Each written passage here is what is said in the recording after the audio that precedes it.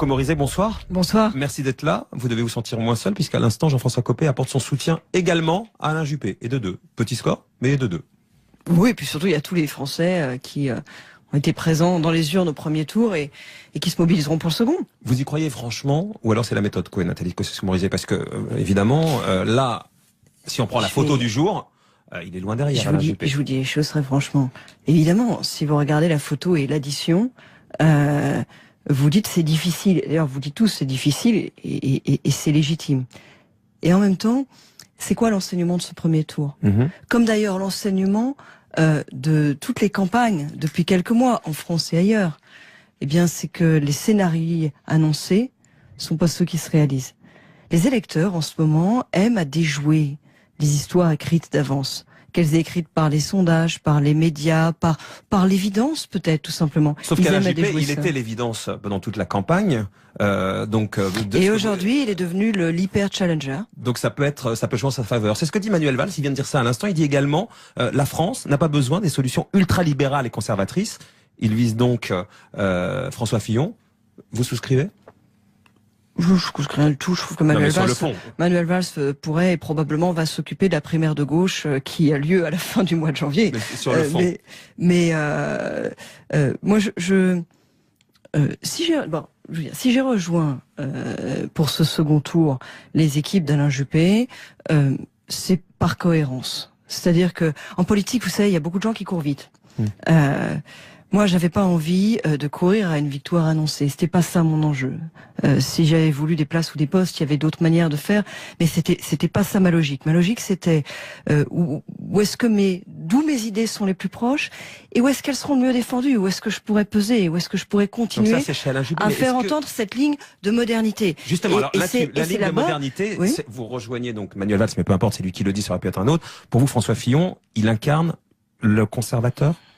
Sur les questions de société, il a des positions assez conservatrices. Ça vous inquiète? Que je pense qu'il aura à cœur de clarifier dans les débats et qui, à mon avis, mérite de l'être. Mais ça vous inquiète, ces positions conservatrices, si c'est lui qui ce ne sont pas les miennes. Moi, Marc-Olivier Giel, je suis absolument pas conservatrice sur les questions de société. Je pense que la société, l'économie sont en pleine transformation, que le rôle du politique aujourd'hui n'est plus de dire, à supposer qu'il l'ait jamais été, mais il l'a longtemps fait, n'est plus de dire aux Français ce qu'ils doivent faire, comment ils vont le faire, mais de leur permettre de déployer leurs énergies. Et ça, Alain Juppé incarne ça, à vos yeux, la nouvelle France, selon votre slogan, c'est Alain Juppé qui l'incarne, cette nouvelle France? Moi, si je pensais qu'aucun des deux l'incarnait, je l'aurais suivi dès le premier tour. Et si j'ai voulu batailler au premier tour, avec une forme de succès, puisque contrairement à toutes les projections, je suis arrivé 4e du premier tour. Si j'ai voulu batailler au premier tour, c'est pour la faire entendre, cette voix. Donc, que je ne retrouvais aucun des deux ne l'incarne vraiment, mais c'est un moindre mal. Maintenant sur les questions, maintenant je pense qu'elle sera plus facilement reprise, mieux défendue, oui, chez Alain Juppé. Et sur les questions de société, c'est très clair. Voilà, par exemple un sujet, la loi Taubira. Moi, j'ai toujours dit, je ne veux pas que ce débat soit rouvert. Comprenez-moi bien. Moi, depuis le début, j'étais pour. Mais même pour ceux qui n'étaient pas pour, je trouve que rouvrir cette guerre-là, rouvrir ces discussions-là, la société a tranché. Est-ce qu'on va reprendre 50 débats sur ce sujet? Moi, je ne souhaite pas, je le dis clairement. Et si c'est François Fillon qui finit par l'emporter, est-ce que vous pensez qu'il peut renoncer à ouvrir le débat? En tout cas, est-ce que vous lui demandez ce soir? Je pense que c'est quelque chose qui devra être présent dans le débat entre jeudi soir, par exemple, parce qu'il y a clairement des clarifications à apporter. Il y a dans les soutiens de François Fillon des personnes qui défendent cette idée et qui vous diront qu'ils considèrent qu'il est engagé à ça. Donc je suis sûr qu'il aura à cœur de répondre. Alain Juppé, justement, il débattra jeudi. Maintenant, vous êtes à ses côtés dans cette semaine pour convaincre.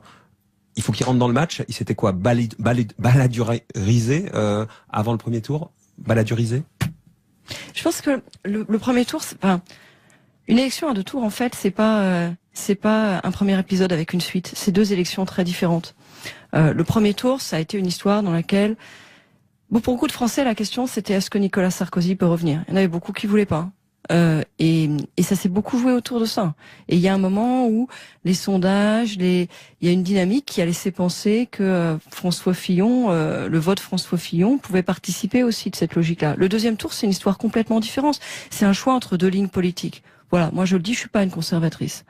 J'ai jamais défendu la droite conservatrice. Je suis pas une conservatrice. Je souhaite une politique qui bouge avec la société, qui bouge avec la vie, qui bouge avec le monde. Ça, on l'entend, mais je donc, pense que cette ligne sera mieux défendue chez Alain Juppé. Mais donc, vous pensez qu'Alain Juppé maintenant doit, dans ce nouveau combat, entrer dans le combat parce que il était très au-dessus de tout ça et il bougeait pas un sourcil. Je pense qu'il doit rendre explicite deux lignes politiques différentes, la mettre en lumière. Je suis pas sûre que tous les Français se soient positionnés au premier tour sur les lignes politiques pour dire les choses. Ils sont positionnés sur les personnes, notamment à cause de cet enjeu Nicolas Sarkozy ou pas Nicolas Sarkozy. Donc maintenant, c'est les personnes. Ils sont positionnés sur les personnes. Maintenant, les lignes politiques doivent apparaître et personnellement, je le redis, je l'ai dit d'ailleurs dans le dernier débat, hein, je l'ai dit à la fin dans ma conclusion du premier tour, je dis moi je souhaite pas des positions conservatrices en matière de société. Mais ça veut dire, puisque vous êtes souvent cohérente avec vous-même, ça veut dire que si c'est la ligne conservatrice qui l'emporte dimanche, vous ne pourrez plus jouer aucun rôle dans cette droite-là, Nathalie Kosciusko-Morizet? Mais la droite, c'est une association de sensibilités, ça l'a toujours été, avec des sensibilités différentes. Moi, ce que je veux, c'est qu'on puisse laisser vivre la mienne, que je puisse la faire entendre et que je puisse influencer la ligne. On n'est pas tous d'accord, c'est pas la caserne. Pourquoi pas à côté de François Fillon si c'est lui qui l'emporte. Et dans ce deuxième tour, je pense que le meilleur moyen pour moi de la faire entendre, de la porter et de continuer le combat, avec toute l'équipe formidable qui m'a accompagné dans cette campagne, c'est aux côtés d'Alain Juppé. Je comprends bien, mais donc si c'était Fillon, ça sera compatible avec lui après, si on vous laisse entendre cette voix-là, quoi. Ce serait pas exactement la même position. J'essaierai de continuer à les défendre et à batailler sur cette ligne de modernité. Moi, je veux qu'on puisse entendre qu'il y a une ligne de modernité possible à droite. Voilà, que c'est pas forcément ailleurs. Pour conclure, la modernité, c'est possible à droite. Et je vous le dis, je trouve qu'on a réussi à le faire entendre au premier tour. Et pour moi, c'était important. Vous savez, c'était pas facile ce premier tour avec un débat qui médiatiquement écrasait tous les autres candidats. C'était à la fin au tour des trois premiers. Ça a été entendu. Les Français qui ont voté m'ont passé en 4e position. Je veux les remercier.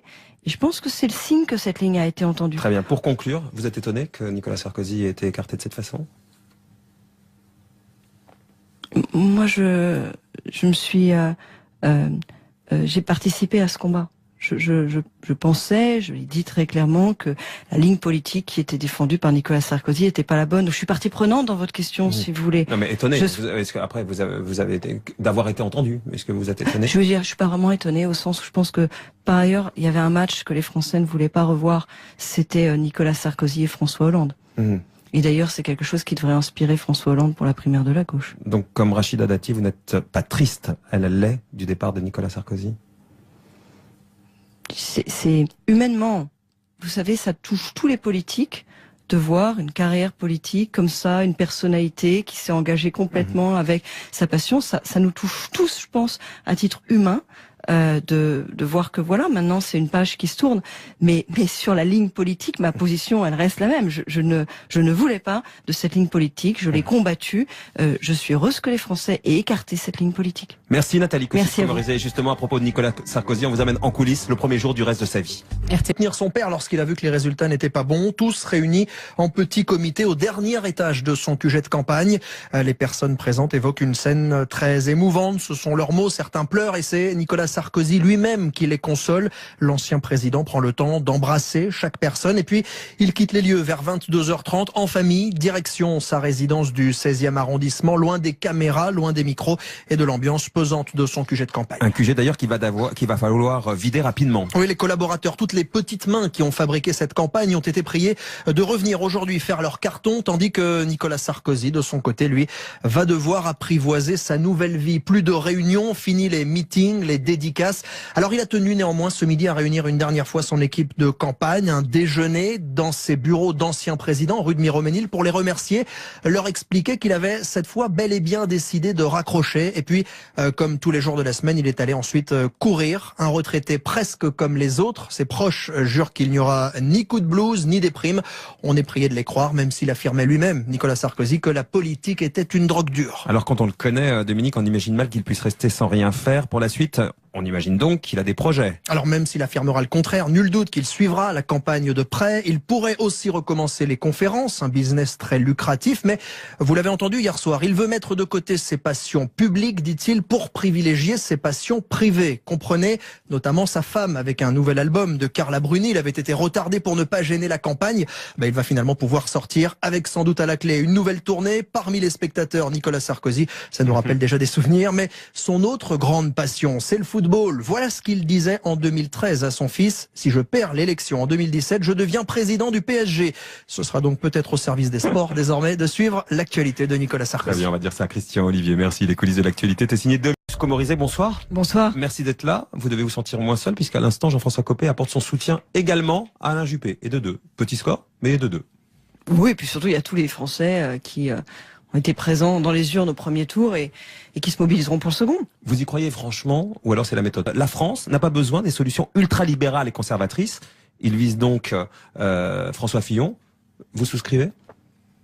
Je souscris rien du tout. Je trouve que Manuel Valls pourrait et probablement va s'occuper de la primaire de gauche qui a lieu à la fin du mois de janvier. Mais sur le fond. Mais soit écrite d'avance. Qu'elles aient écrites par les sondages, par les médias, par l'évidence peut-être tout simplement. Sauf qu'Alain Juppé, il était l'évidence pendant toute la campagne. Et aujourd'hui, il est devenu l'hyper-challenger. Donc ça peut jouer en sa faveur. C'est ce que dit Manuel Valls, il vient de dire ça à l'instant. Il dit également, Nathalie Comorizet, parce que évidemment, là, si on prend la photo du jour, il est loin derrière. Je vous dis les choses très franchement. Évidemment, si vous regardez la photo et l'addition, vous dites c'est difficile. D'ailleurs, vous dites tous c'est difficile et c'est légitime. Et en même temps, c'est quoi l'enseignement de ce premier tour? Comme d'ailleurs l'enseignement de toutes les campagnes depuis quelques mois en France et ailleurs. Eh bien, c'est que les scénarios annoncés sont pas ceux qui se réalisent. Les électeurs en ce moment aiment à déjouer les histoires.